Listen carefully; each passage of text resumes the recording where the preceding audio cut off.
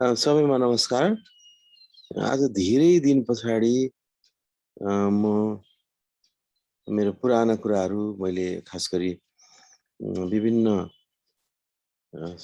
फिजिक्सका अथवा साइन्सका कुराहरू अथवा यस्तै साइन्टिफिक हिस्ट्रीका कुराहरू, साइन्स हिस्ट्रीको कुराहरू लिएर म केही कुराहरू यहाँहरुनिर आउँछु भन्ने सोचेको थिएँ। आज धेरै दिन पछाडि मैले एउटा यस्तो चिन्तक भनौँ, म्याथमेटिसियन भनौँ अथवा एउटा यस्तो युगान्तकारी परिवर्तन गर्ने एउटा वैज्ञानिकको बारेमा जुन हामी नेचरल साइन्स पढ्नेहरूले धेरैले उहाँहरूको कुरालाई अनुसरण गर्दै पढ्दै आइरहेका छौँ अथवा त्यसबाट अनुसन्धान गर्दै आइरहेका छौँ। त्यो बारेमा आज मैले छोटो एउटा जानकारीहरू, इन्फर्मेसनहरू राख्न चाहे। म यहाँ सेयर गर्छु।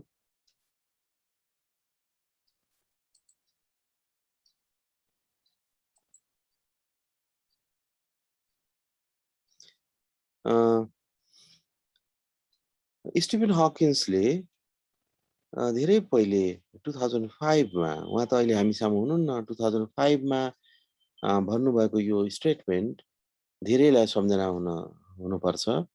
उहाँले भन्नुभएको थियो 21st century will be the century of ... not of Einstein.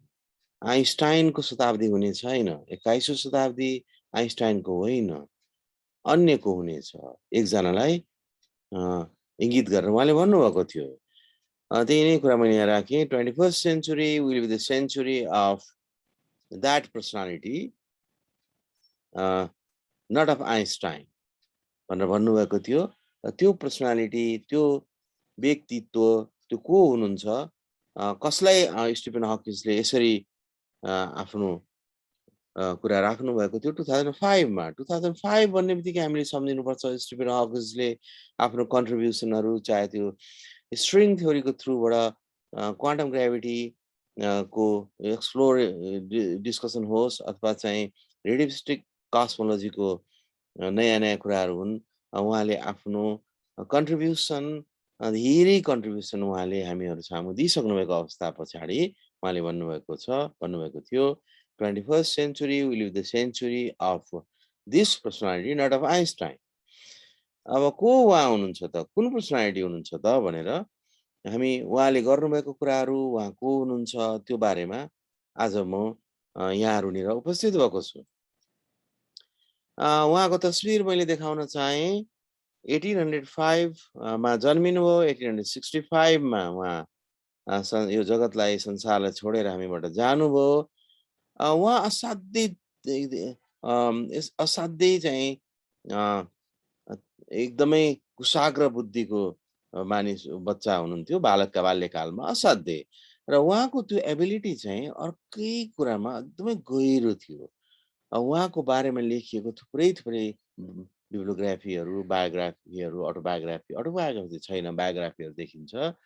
At the age of 3 वर्षको उमेरमा नै उहाँको अङ्कलले जुन ट्रिनिटी कलेजमा पढाउनुहुन्थ्यो, अङ्कलले के थाहा पाउनुभयो भने यो महानुभावमा एउटा रिमार्केबल एबिलिटी छ to learn languages.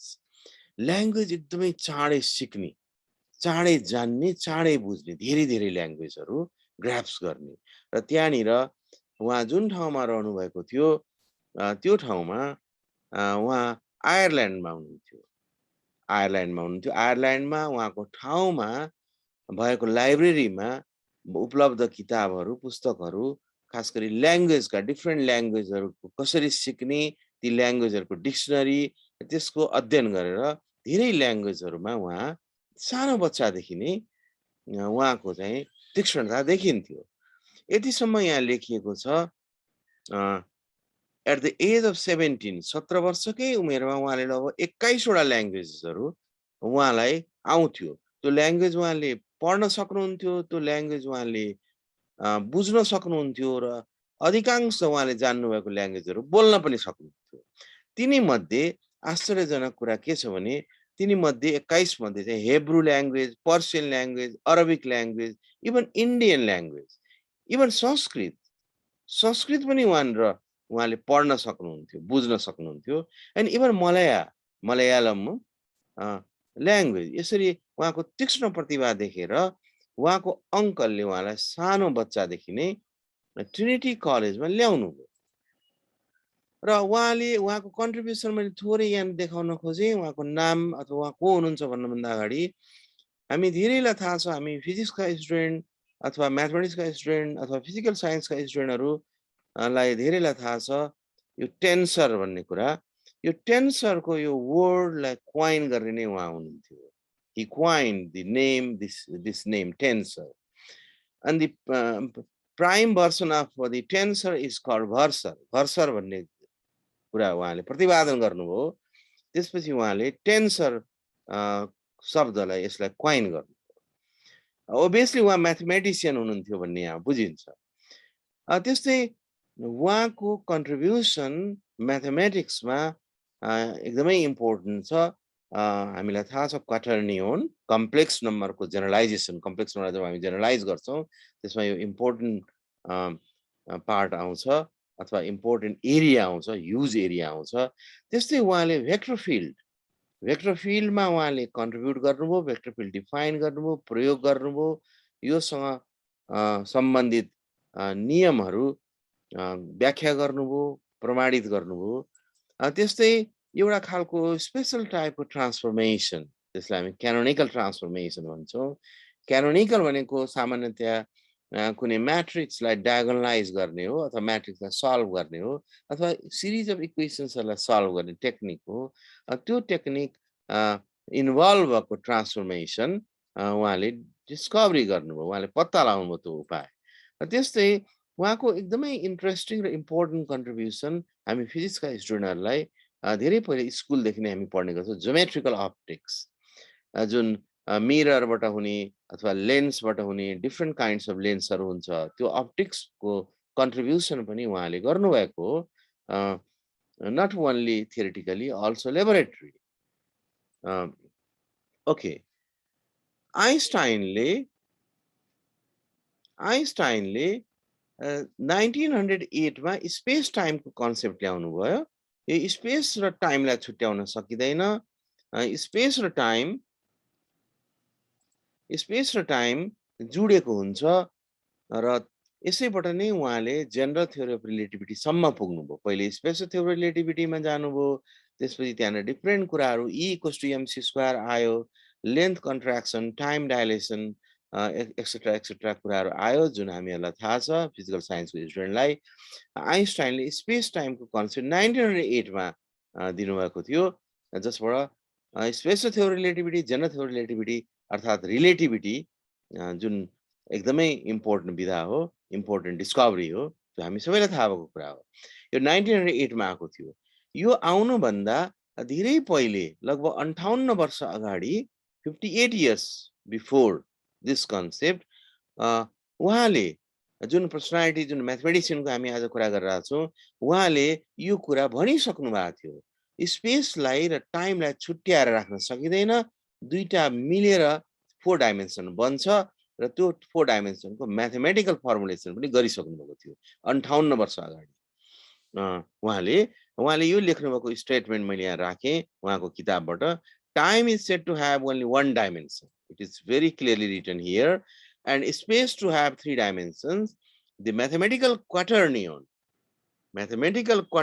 part takes of both these elements. In technical language, it may be said to be time plus space or space plus time.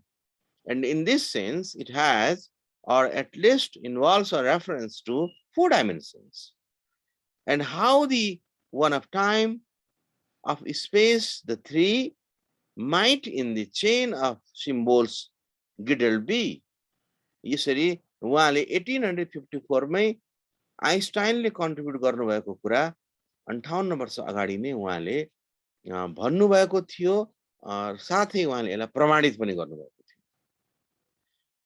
त्यस्तै हाइजनबर्ग को अनसर्टेनिटी प्रिन्सिपल हामीलाई थाहा छ हाइजनबर्गले के भन्नुभयो भने यो नेचर छ नि यो प्रकृति छ नि यो प्रकृति बडा रहस्यमय छ प्रकृतिलाई हामीले हेरेर यसै अब्जर्भ गरेर बुझ्न सक्दैनौँ प्रकृति आफू जे छ त्यो प्रकृतिले हामीलाई देखाउँदिन प्रकृतिलाई हामीले हेर्नलाई एउटा हेर्नको लागि प्रयत्न गर्नुपर्छ त्यो प्रयत्नहरू मध्ये एउटा प्रयत्न हो प्रकृतिको जुन अनसर्टेन बिहेभियर छ त्यो बिहेभियरलाई बुझ्नको लागि अनसर्टेनिटी लज अफ अनसर्टेनिटी प्रयोग गर्नुपर्छ प्रकृति जे छिन् त्यो देखिदैन देखाउँदिनन् त्यो हेर्नको लागि हामीले प्रकृतिलाई तानेर ल्याबमा ल्याउनु पर्छ त्यसलाई ग्रीन गर्नुपर्छ र त्यहाँ ग्रीन गरेर देखिएको कुराहरुमा जुन लेभलको अनसर्टेनिटी हुन्छ त्यसबाट हामी प्रकृतिको हिडन बिहेभियरलाई पनि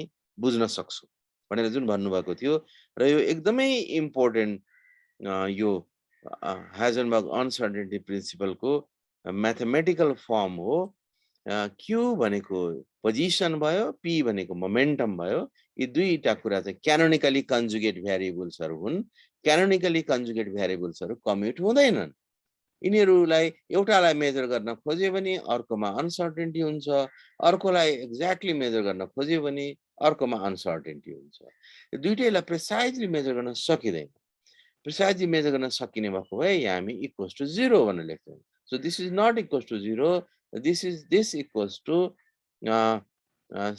something times say yes god Planck constant यहाँनिर आउँछ अनसर्टेनिटी यहाँनिर हुन्छ देखिन्छ अनसर्टेनिटी यो नेचुरल ल हो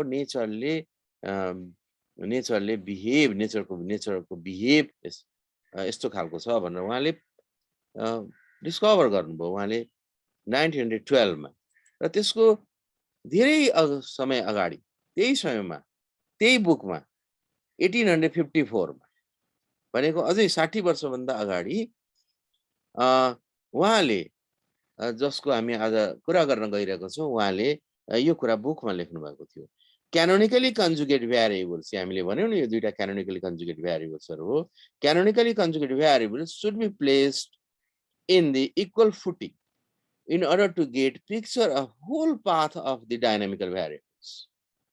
This is exactly what Heisenberg did in physics, but he has made his contribution in mathematics.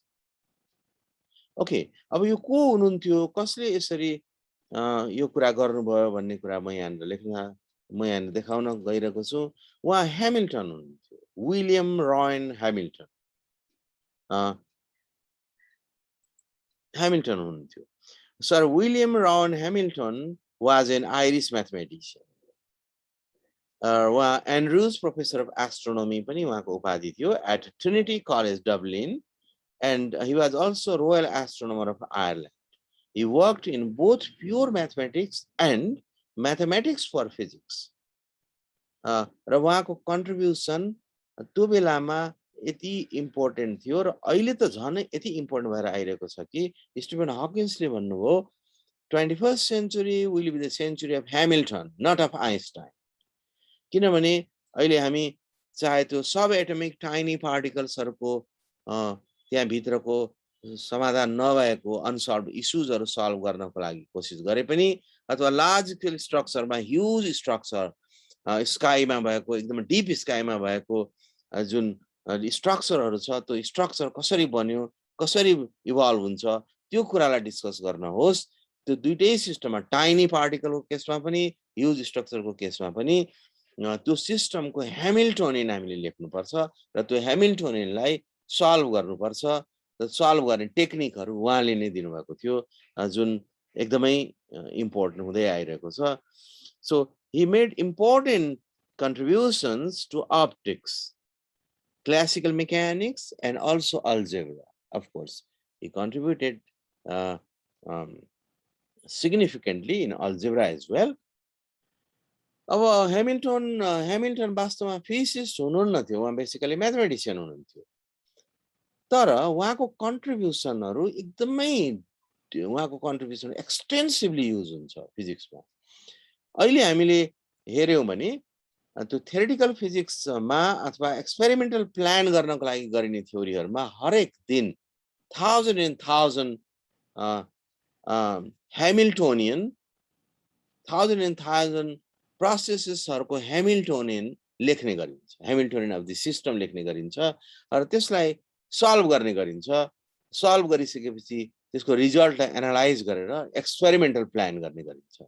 So although he was not a physicist, he regarded himself as a pure mathematician. His work was of major importance to physics, particularly his reformulation of Newtonian mechanics. And now it is called Hamiltonian mechanics. This work has proven central to the modern study of classical field theories. मैले अहिले classical field theory को मात्रै कुरा गरे, electromagnetism को मात्रै कुरा गरे. अब यो obviously quantum field theory मा पनि जान्छ, and to the development of quantum mechanics obviously it is important. म पछि यसमा थोरै जान्छु. उहाँको कन्ट्रिब्युसन के हो त भनेर हेर्दा हामीले हाम्रा फिजिकल साइन्सका स्टुडेन्टहरुले खास गरी फिजिक्सका स्टुडेन्टहरुले बुझ्नै पर्ने कुरा चाहिँ उहाँको कन्ट्रिब्युसन चारवटा छ. Hamilton's equation of motion, Hamilton's principal function, Hamilton's characteristics function, Hamilton-Jacobi equation. यो चारवटा कुरा ब्याचलर लेभलमा हाम्रो स्टुडेन्टहरुले पढ्छन्, मास्टर्स लेभलमा पनि हाम्रो स्टुडेन्टहरुले पढ्छन्. मास्टर्स पछाडी रिसर्च गर्दा पनि यो प्रोसेसेसहरु यो कुराहरु युज गर्छन् र अझै डीप रिसर्चमा जाँदाखेरि एकदमै डीप फ्रन्टलाइन रिसर्चमा पनि यो कुरा चाहिने गर्छ. त्यसैले यो चारवटै कुराको क्ल्यारिटी चाहिँ, कन्सेप्टको क्ल्यारिटी चाहिँ हाम्रा स्टुडेन्टहरुलाई हामीहरुमा चाहिन्छ. यसैले मैले दुईटा स्लाइडमा यहाँ एक्सप्लेन गर्न खोजे. हामी सबैलाई थाहा भएको कुरा हो, हामी स्कुलदेखि पढ्छौं. न्यूटन सेकेन्ड ल F = ma भनेर लेख्दा भयो, फोर्स भयो. F भनेको a भनेको एक्सेलरेसन भयो है. यो इक्वेसनमा यो फोर्स पनि भेक्टर हो, एक्सेलरेसन पनि भेक्टर हो. यो भेक्टर इक्वेसन भयो है, दुईटैतिर भेक्टर छ. This is a vector equation. हामीलाई के थाहा छ भने vector equation, vector quantities are variant under coordinate transformation. यदि हामीले एउटा सिस्टम, एउटा कोअर्डिनेटमा एक्सिलेरेसन, एउटा सिस्टममा भनौं सर्टेन कुनै एउटा भेक्टर क्वान्टिटी छ, कुनै एउटा मास चाहिँ a एक्सिलेरेसन एक्सिलेट गरेर हिँडिरहेछ भने हामीले अर्को फ्रेम अफ रेफरेन्सबाट, अर्को सिस्टमबाट हेर्यौं भने त्यो एक्सिलेरेसन फरक देखिन्छ. त्यही सिस्टमको लागि a हो, हामीले त्यसलाई ट्रान्सफर्म गर्नुपर्छ. So vector quantities are variant under coordinate transformation. But scalar quantities are invariant under coordinate transformation. यदि हामीले F = ma इक्वेसनलाई स्केलर फर्ममा लेख्न सक्यो भने त्यसपछि त्यो इक्वेसन चाहिँ कोअर्डिनेट ट्रान्सफर्मेसनमा त्यो त्यही रहन्छ, त्यहाँ भएको प्यारामिटरहरु त्यही रहन्छ है. यो प्रब्लम चाहिँ न्यूटन्स इक्वेसन, न्यूटन सेकेन्ड लमा पहिलेदेखि नै थियो. त्यो कुरालाई धेरैले अब्जर्भ गर्नुभयो, किनभने यसलाई हामीले डिफरेन्शियल फर्ममा लेख्यौं भने यो सेकेन्ड अर्डर डिफरेन्शियल इक्वेसन हुन्छ. यसलाई हामीले दुईचोटी इन्टिग्रेट गरेर सल्भ गर्नुपर्ने हुन्छ. अनि फेरि यो मास भनेको चाहिँ एक्चुअली हाम्रो सिस्टममा यो सेन्टर मास हुन्छ, जबकि सेन्टर मास कुनै पनि मास डिस्ट्रिब्युसनमा सेन्टर मास भनेको एक खालको कन्सेप्ट हो, म्याथमेटिकल कन्सेप्ट हो, जुन फिजिकली त्यसले भेरिफाई गरिदिन्छ. तर एक्चुअली रियालिटीमा चाहिँ त्यहाँ मास डिस्ट्रिब्युसनहरु हुन्छ, धेरै मासहरु वरिपरि हुन्छन्. त्यसकै होल एज ए होल एउटा सेन्टर मास भनेर हामी कन्सिडर गर्छौं. त्यो मास डिस्ट्रिब्युसनलाई हामीले केयर गर्यौं भने डिफरेन्ट मासेसहरु डिफरेन्ट पोजिसनमा हुन्छ, डिफरेन्ट कोअर्डिनेट्समा हुन्छन्. डिफरेन्ट कोअर्डिनेट्समा हुने भनेको त्यसलाई हामीले जेनरलाइज गर्दै पनि जेनरलाइज कोअर्डिनेट्सहरु भन्ने गर्छौं. त्यसैले यो इक्वेसनलाई, भेक्टर इक्वेसनलाई स्केलरमा लेख्न सक्यो भने कति रमाइलो हुन्थ्यो होला भनेर सोच्नुभयो त्यो बेलाका म्याथमेटिसियनहरुले. र ह्यामिल्टनको सिनियर ल्याग्रेन्ज भन्ने एउटा म्याथमेटिसियनले उहाँले यो इक्वेसनलाई स्केलर फर्ममा लेख्नु. त्यसलाई हामी भन्ने गर्छौं Lagrange equation of motion. Lagrange equation of motion is nothing, that's a Newton second law, but in scalar form.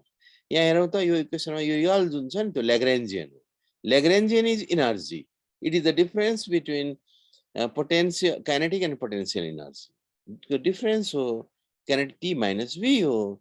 अनि यहाँ QI भनेको चाहिँ कोअर्डिनेट्स हो, जेनरलाइज कोअर्डिनेट्स हो। यो आई भनेको चाहिँ 1 हुन सक्छ, 2 हुन सक्छ, 3 हुन सक्छ। मास डिस्ट्रिब्युसन कता कता छ, कुन कुन पोजिसनमा डिस्ट्रिब्युट भएको छ पार्टिकल्सहरु है। यहाँ डट देखिन्छ, त्यसैले यो भेलोसिटी जस्तो भयो। यहाँ डट छैन, त्यसैले यो पोजिसन मात्रै हो। यहाँ फेरि डिफरेन्शिएट गरेको छ। So this is Lagrange equation of motion. This equation is scalar equation. So this is Lagrangian is scalar. So this is हामीले यसलाई f equals to ma लाई स्केलर फर्ममा लेख्न सक्यौं भने त्यो इक्वेसन चाहिँ स्केलर इक्वेसनको फर्ममा लेख्यौं भने त्यो इक्वेसनमा भएको ल्याग्रान्जियन इन्भ्यारिएन्ट हुन्छ। कोअर्डिनेट ट्रान्सफर्म गर्दा त्यही रहन्छ है, भेक्टर क्वान्टिटी मात्र चेन्ज भएर आउँछ। यसरी ल्याग्रेन्जले यो अटेम्प्ट गर्नुभएको थियो। ह्यामिल्टन त्यो बेलामा सानै हुनुहुन्थ्यो अथवा ह्यामिल्टनले त्यसलाई पछि अब्जर्भ गर्नुभयो। त्यसपछि के देखियो, अनि यो के हो त, यो ल्याग्रेन्ज इक्वेसन अफ मोसनको के यसले अब Newton's equation of motion, Newton second ललाई जेनरलाइज गरेपछि सबै समस्याहरूले समाधान गर्छ त, सिस्टममा पार्टिकलको समस्याहरू सबै समाधान गर्छ त भनेर धेरै समस्याहरू समाधान भयो, धेरै प्रब्लमहरू सल्भ भयो। यो ल्याग्रेन्ज इक्वेसन अफ मोसन भनेर मैले लेखेँ LEM, ल्याग्रेन्ज इक्वेसन अफ मोसन। अब यो हामीलाई थाहा छ, यसरी हेर्दाखेरि नै देख्छौँ हामी यो सेकेन्ड अर्डर डिफरेन्शियल इक्वेसन। यो इक्वेसन चाहिँ कन्जर्भेटिभ सिस्टमको लागि होस् नन कन्जर्भेटिभ सिस्टमको लागि होस् सेम हुन्छ। हाम्रो स्टुडेन्टहरूले ब्याचलर लेभलमा मास्टर्समा प्रुफ गर्ने गर्छ, so that Lagrange equation of motion is identical for both conservative and non-conservative system. So we know this. This is valid, this equation is valid for both inertial and non-inertial systems. So you know inertial and non-inertial systems. System means a frame of reference. Non-inertial भनेको uniform motion ले गइरहेको system भयो अथवा त्यहाँ certain scale factor चाहिँ constant हुँदै गएर स्पिडसँग अथवा भेक्टर क्वान्टिटीसँग चेन्ज भयो भने इनर्सियल भन्छ, अदरवाइज नन इनर्सियल भन्छ है। दुईटै सिस्टमको लागि यो इक्वेसन भ्यालिड हुन्छ, युज गर्न सकिन्छ। So this is, it is free from Cartesian coordinate system. So it is free from, you can use another coordinate system if you use Lagrange equation of motion. It is also free from constant forces. This is a very beautiful property, extremely important properties of Lagrange equation of motion. And the last one is that Lagrange equation of motion can be dealt in configuration space 1. So if you consider, if you use Lagrange equation of motion, if you transform coordinates, then it is possible to transform very easily because it is scalar, but you need to transform point wise. So point transformation is possible. You cannot transform whole path. Path line transform गर्न सकिदैन यसको है। यो इक्वेसनमा second order differential equation भएको हुनाले यसलाई solve गर्दाखेरि दुईचोटी integrate गर्नुपर्छ। दुईचोटी इन्टिग्रेट गर्ने भनेको दुईटा इन्टिग्रेसन कन्स्ट्यान्ट आउँछ। दुईटा इन्टिग्रेसन कन्स्ट्यान्टलाई हामीले पत्ता लगाउनु पर्यो, निकाल्नु पर्यो, त्यसको लागि बाउन्ड्री कन्डिसनहरु चाहियो। त्यसैले नन कन्जर्भेटिभ सिस्टमको लागि पनि दुईचोटी इन्टिग्रेसन बाउन्ड्री कन्डिसन्सहरु, दुईटा इन्टिग्रेसन कन्स्ट्यान्ट आउँछ। त्यसमा पनि हामीलाई बाउन्ड्री कन्डिसन सेट गर्नलाई प्रब्लम हुन्छ। So there is a problem for non-conservative system. There are few problems, and also for non-inertial systems. And this is one of the major problem or major issues. It's not a problem, it's an issue, major issue. यो इस्युलाई observe गर्नुभयो Hamilton. ह्यामिल्टनले के गर्नु भन्नुभयो भने यो इक्वेसनलाई deal गर्नलाई गाह्रो हुन्छ। त्यसैले उहाँले भन्नुभयो यो कन्फिगरेसन स्पेसको सट्टा फेज स्पेसमा यदि हामीले यो वर्कआउट गर्यौं अथवा न्यूटन सेकेन्ड ल युज गरेर प्रयोग गरेर गरिने सिस्टम अफ पार्टिकल्सको डायनामिक्सलाई हेर्ने प्रयत्न गर्यौं भने हामीले कन्फिगरेसन स्पेसलाई चेन्ज गरेर फेज स्पेसमा जानुपर्छ। 6 dimensional space, 3 of coordinates, and rest 3 is for momentum in all directions. So why Hamilton modified Lagrange equation? Hamiltonले Lagrange equation मोसनलाई मोडिफाई गर्नुभयो र उहाँले मोडिफाई गर्नुभएको इक्वेसन हामी ब्याचलर लेभलमा, मास्टर्स लेभलमा स्टुडेन्टहरुले तपाईहरुले यो भेरिफाई प्रुफ गर्नुहुन्छ। यहाँबाट यहाँ पनि लिएर जानुहुन्छ है। त्यसैले मैले खाली कन्सेप्चुअल कुरा मात्र यहाँ राखेँ। So these two are this is obviously q dot means this is velocity and p dot means rate of change of momentum. So this yes is Hamiltonian of the system. This is Hamiltonian. Okay, so and this is P is momentum, Q is position. So these are first order differential equation.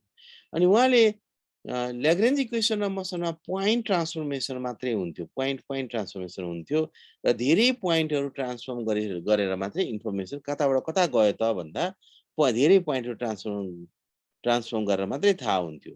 A र B को बीचमा धेरै information चाहिन्थ्यो, धेरै boundary कन्डिसन्सहरु चाहिन्थ्यो। तर ह्यामिल्टनले modify गरेर path transform गर्न सकिन्छ भनेर फेज स्पेस इन्ट्रोड्युस गर्ने, खास गरी यो problem. So Hamilton equation of motion HEM, this is basically first order differential equation. You do the equation, Hamilton's equation of motion. And we can transform one coordinate system to another coordinate system very easily, and that transformation is called canonical transformation. Canonical means diagonalized form of matrix, as I said before. And this Hamilton or Hamiltonian is total energy if two conditions are satisfied. Hamiltonian is not always total energy. Hamiltonian actually represents constants of motion. Hamiltonian is total energy only if coordinate transformation is independent of time. And Hamiltonian should not contain time explicitly. Coordinate transformation time सँग depend हुनु हुँदैन, time सँगसँगै change हुनु हुँदैन। त्यस्तै Hamiltonian time को explicit function हुनु हुँदैन। Hamiltonian चाहिँ टाइम सँग इन्डिपेन्डेन्ट हुनुपर्छ है। र फेज स्पेस 6 डाइमेन्सनल स्पेस हो। First 3 is for positions x y z and last 3 is for momentum p x p y and p z. So यसरी यो धेरै कुरालाई यो तीनटा कुराले एड्रेस गर्न सक्ने, ट्रान्सफर्मेसन इजिली गर्न सक्ने बनाउनु भयो। त्यसलाई हामी Hamilton's equation of motion भन्छौँ। This is an extremely powerful tool these days. अब Hamilton's equation of motion हाम्रा विद्यार्थीहरूले bachelor level even under graduate लेभलमा हामी यहाँ 11-12 का स्टुडेन्टहरु भन्छौँ, त्यो लेभलमा पनि हामीले युरोपियन अथवा अमेरिकन स्ट्यान्डर्डको खास गरी EU4 अथवा EU5 स्ट्यान्डर्डको करिकुलम हेर्यो भने at least Lagrange equation of motion, Hamilton's equation of motion introduce चाहिँ स्कुलमै भएको छ। त्यहाँ हामी कहाँ चाहिँ ब्याचलर लेभलमा मात्रै इन्ट्रोड्युस भएको देखिन्छ। Hamilton's equation of motion सबैले बुझ्नुपर्छ। फिजिक्सको स्टुडेन्टहरु, म्याथमेटिक्सको स्टुडेन्टहरु, इभन फिजिकल साइन्सको स्टुडेन्टहरु रिसर्च गर्नलाई यो एकदमै इम्पोर्टेन्ट कुरा हो Hamilton's equation of motion। अब Hamilton's equation of motion मात्रै नभएर असाध्यै इम्पोर्टेन्ट तीनवटा कुरा Hamiltonको कन्ट्रिब्युसन। र आज मैले यो धेरै पहिलेदेखि Hamiltonको कन्ट्रिब्युसनको बारेमा एउटा भिडियो, एउटा चाहिँ इन्फर्मेसन एउटा शेयरिङ गरौँ भन्ने सोचेको थिएँ। यो तीनटाको लागि Hamilton's principal function, Hamilton's characteristic function, and this is another equation called Hamilton-Jacobi equation. र उहाँको इम्पोर्टेन्ट अहिले भन्छौँ नि हामी स्टिफन हकिन्सले भन्नुभयो नि 21st century is the century of Hamilton, not of Einstein. त्यसको मेन रिजन चाहिँ यो दुईटा फंक्सनको उपादेयता, यसको इम्पोर्टेन्स जुन पनि लेभलमाको अन्डरस्ट्यान्डिङमा, चाहे त्यो सब एटमिक पार्टिकल क्वार्कहरुको अथवा हाई एनर्जी पार्टिकल फिजिक्समा होस् अथवा लो एनर्जी मोलिकुलर डायनामिक्समा होस् अथवा extremely low energy large scale स्ट्रक्चरमा होस्, जुन पनि स्केलमा होस् Hamilton's principal function, Hamilton's characteristic function is extremely important. हामीले त्यो सिस्टमको कुनै अनसल्भ इश्यू सल्भ गर्न खोज्दाखेरि त्यो सिस्टमलाई कन्फ्युज गर्नुपर्छ र त्यसको Hamiltonian लेख्न सक्नुपर्छ सबभन्दा पहिले। त्यसपछि Hamilton principal function obviously it should be applicable। मैले यहाँ थोरै कुरा यहाँ छलफल गरे, म्याथमेटिकली म जान्दिन। मास्टर्समा पढ्ने स्टुडेन्टहरु खास गरी फिजिक्स पढ्ने स्टुडेन्टहरुले पढ्नुहुन्छ। Hamilton's principal functionले वास्तवमा चाहिँ एउटा कोअर्डिनेट सिस्टमबाट अर्को कोअर्डिनेट सिस्टममा ट्रान्सफर्म हुनको लागि पोसिबल पाथ्सहरु धेरै हुन्छन्। त्यो पोसिबल मध्ये कुन पाथ चुज गरेर जान्छ भन्ने कुरा एड्रेस गर्छ है। त्यसैले ट्र्याजेक्टरीहरु हुन्छन् नि, त्यो ट्र्याजेक्टरीहरु as a function of time लाई उले deal गर्छ. So it determines trajectory as a function of time. Ultimately, it gives principle of least action. And you all know matter always chooses that path for which the action is minimum. Matter ले कुनै पदार्थले त्यो बाटो छान्दछ जुन बाटो उसलाई सजिलो लाग्छ, सजिलोसँग जान खोज्ने बाटो उसले छान्दछ. Matter always chooses that path for which the action is minimum. But radiation or energy, or I should say electromagnetic radiation, say light always chooses that path for which the transient time is minimum, not the action is minimum. Light ले चाहिँ छिटो जान खोज्ने बाटो खोज्छ, छिटो जान सकिने बाटो चुज गर्छ. म्याटरले सजिलो जान खोज्ने बाटो चुज गर्छ. म्याटरले सजिलो, लाइटले छिटो. सजिलो जान खोज्ने बाटो लामो बाटो भए पनि म्याटरले त्यही बाटो चुज गर्छ. तर लाइटले छिटो जान खोज्ने बाटो गाह्रो बाटो भए पनि अप्ठ्यारो बाटो भए पनि उ छिटो जान खोज्छ, रेडिएसन है. So these are called principle of least action. So this is the behavior of nature. नेचरमा जुन म्याटर र एनर्जीको कुरा गर्छौं नि हामी फिजिक्समा जनरली भन्ने गर्छौं physics deals about matter energy. यो दुईटाको बिहेभियर चाहिँ म्याटरले सजिलोसँग जान खोज्ने, लाइटले छिटो जान खोज्ने, जुन जान खोज्ने त्यो पाथ जुन हुन्छ नि त्यो पाथलाई डिटरमाइन गर्ने फंक्सन चाहिँ ह्यामिल्टन्स प्रिन्सिपल फंक्सन. कुनै पनि सिस्टमको कुनै पनि अननोन प्रोसेसेसहरुको त्यो पाथलाई त्यसको डायनामिक्सलाई नबुझिकन हामीले नेचरलाई बुझ्यौं भनेर भन्न सक्दैनौं. जस्तै आज हामी भन्ने गर्छौं नि हिग्स बोजोन भन्छौं. हिग्स बोजोन डिस्कभरी भएको हो है. हिग्स बोजोन तर हिग्स मेकानिजम भेरिफाई भएको छैन नि. हिग्स पार्टिकलले कसरी फन्डामेन्टल पार्टिकल्सको क्यारेक्टरहरु दियो, त्यो क्यारेक्टर दिएको प्रोसेस हामीले हेरिसकेका छैन. त्यो प्रोसेसहरु हेर्नको लागि पनि obviously त्यो सिस्टमको प्रिन्सिपल फंक्सन चाहिन्छ, डिफाइन गर्नुपर्ने हुन्छ. धेरै धेरै अननोन प्रोसेसेसहरु छन् नेचरमा भएका अनसल्भड इश्यूजहरु. त्यो इश्यूजलाई सल्भ गर्ने स्ट्रङ टुल एउटा टुल ह्यामिल्टन्स प्रिन्सिपल फंक्सन है. त्यस्तै अर्को इम्पोर्टेन्ट कुरा छ ह्यामिल्टन्स क्यारेक्टरिस्टिक्स फंक्सन. माथि प्रिन्सिपल छ, यहाँ क्यारेक्टरिस्टिक्स छ है. यो चाहिँ नि के हो भने हामीलाई के थाहा छ भने नेचरमा जे प्रोसेसहरु भइरहेको छ नि, जता जे भइरहेको छ त्यो प्रोसेसलाई त्यो नेचरको ल के हो त्यो बुझ्नु पर्छ, बुझ्न सक्नु पर्छ. अथवा नेचरको बेसिक ल के हो भन्ने कुरा फिजिसिस्टहरुले भन्न सक्नु पर्छ. र फिजिसिस्टहरुले हामी के भन्ने गर्छौं, फिजिसिस्टले के भन्ने गर्छ भने जुन पनि प्रोसेसहरु नेचरमा भएको होस् त्यो प्रोसेसलाई डिफरेन्शियल इक्वेसनको फर्ममा लेख्न सक्नु पर्छ र त्यो डिफरेन्शियल इक्वेसन सल्भ गर्न पनि सक्नु पर्छ. तर डिफरेन्शियल इक्वेसन डिफरेन्ट काइन्ड्सको हुन्छ. नेचरमा भएको प्रोसेसहरु सबै सजिलै खालको डिफरेन्शियल इक्वेसन हुँदैन. कतिपय प्रोसेसहरु भेरी डिफिकल्ट प्रोसेसहरु हुन्छ. डिफरेन्शियल इक्वेसन्सहरु होमोजिनियस नभई इनहोमोजिनियस टाइपको हुन्छ. त्यसलाई सल्भ गर्दाखेरि सजिलैसँग त्यसको सल्युसन आउँदैन. So you have to use different techniques to solve inhomogeneous differential equation.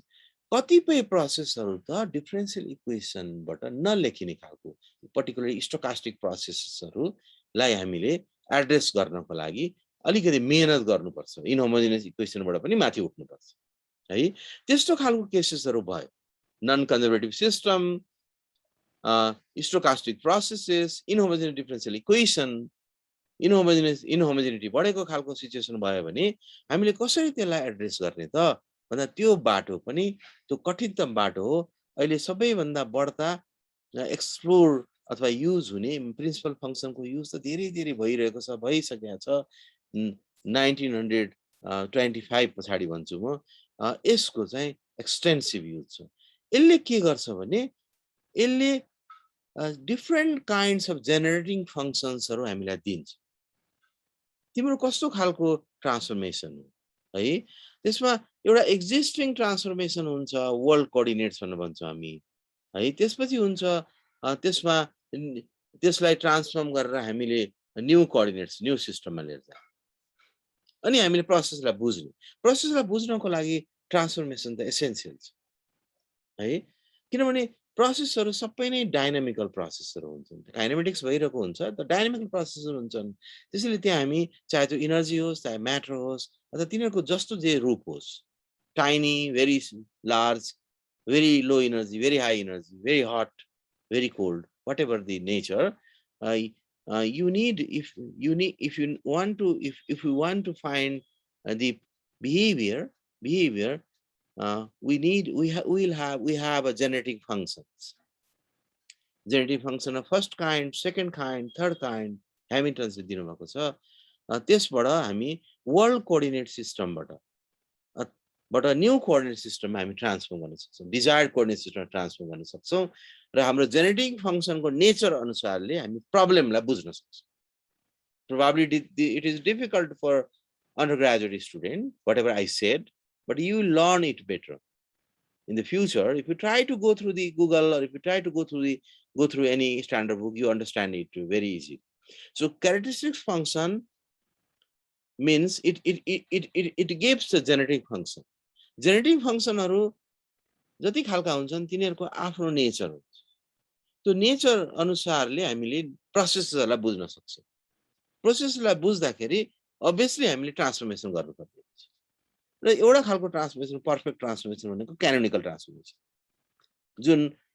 ह्यामिल्टनको एकदमै इम्पोर्टेन्ट कन्ट्रिब्युसन हो युजुअली क्यानोनिकल ट्रान्सफर्मेसन कन्जर्भेटिभ सिस्टमको केसमा देखि पहिले भ्यालिड भयो भेरिफाई भयो so these two are very very strong powerful tools because of these two contributions Stephan Hawking said 21st century will be the century of Hamilton not of Einstein okay Hamilton-Jacobi equation is also important this is important because we deal mechanical systems हामीले classical mechanics whatever the nature of mechanics whether it is classical mechanics or quantum mechanics the only difference between classical and quantum is in classical mechanics you use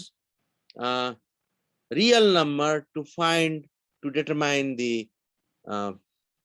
fundamental quantities you use real number in quantum mechanics you use complex number to find the values of fundamental quantities okay I don't want to go through the details of these two classical and quantum you need a series of discussions over this so Hamilton-Jacobi equation is extremely useful in identifying conserved quantities for mechanical systems because this is किनभने कुनै पनि existing कुरा verify नगरिकन हामी अगाडि बढ्न सक्दैनौं नि त एक्जिस्टिङ सिस्टमहरु पहिले ग्यालिलियो देखि लिएर न्यूटन सम्म अथवा त्यस पछाडी पनि धेरै धेरै मेकानिकल सिस्टमहरु केप्लेरियन सिस्टमहरु जुन सल्भ भयो त्यो सल्भ भइसकेपछि त्यसलाई भ्यालिड गराउनको लागि यो नयाँ फर्मुलेसनले ह्यामिल्टोनियन फर्मुलेसनले पनि भ्यालिड गर्नु पर्यो त्यो भ्यालिड गर्ने वे स्ट्रङ वे चाहिँ इस्टाब्लिश गरेको ह्यामिल्टन-जेकोबी इक्वेसनले ह्यामिल्टन्स प्रिन्सिपल फंक्सन ह्यामिल्टन्स क्यारेक्टरिस्टिक फंक्सनलाई इस्टाब्लिश गर्यो यो दुईटा यति